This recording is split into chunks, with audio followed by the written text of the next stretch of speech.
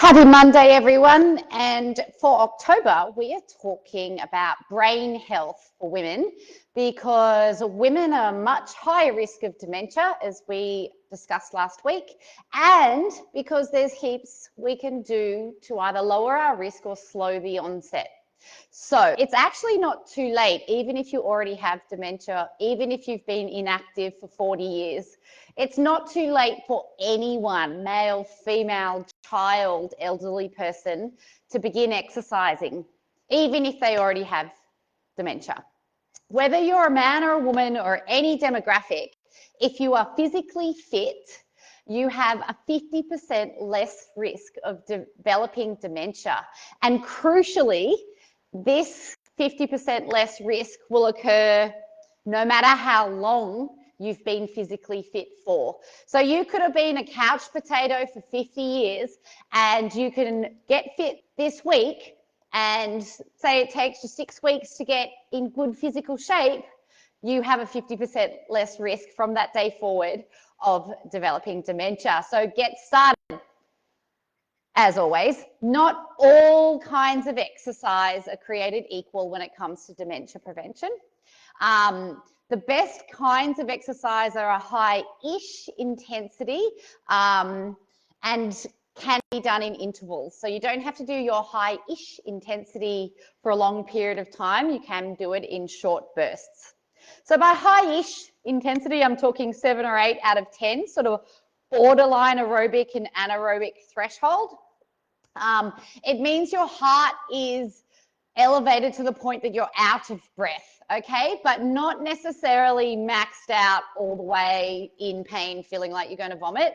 Out of breath, sustainable for short periods. So some ideas on how to achieve this: hill repeats on your daily walk, stair repeats on your daily walk, some kind of interval training in the gym, like getting on the assault bike for 20 seconds on, 10 seconds off, or even vice versa, 10 seconds on, 20 seconds off. Other interval ideas, 2 minutes on, 1 minute off, or for the study that this talk is based on did intervals of 4 minutes with 3 minutes off. So high-ish, long-ish.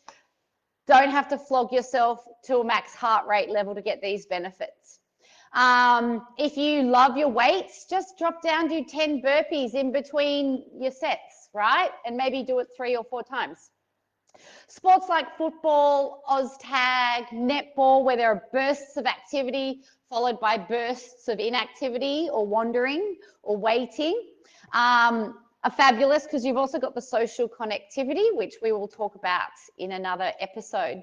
So in the notes on this video, you also have a link to work out your fitness and your risk. So it's actually got a bunch of calculators there for different health issues, but if you're looking for dementia specifically, there's one there that will tell you how much risk you have of developing it.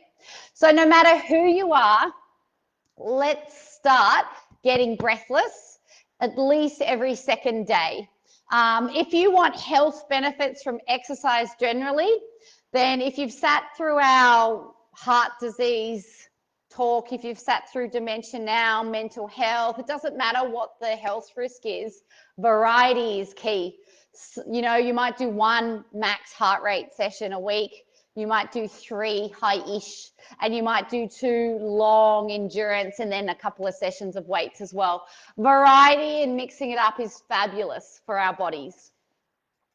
So if you have any questions or something's come up in what I've talked about today, you can send us a message in Messenger with your question or even just comment on this video, and I will attempt to answer it or redirect you to someone who can.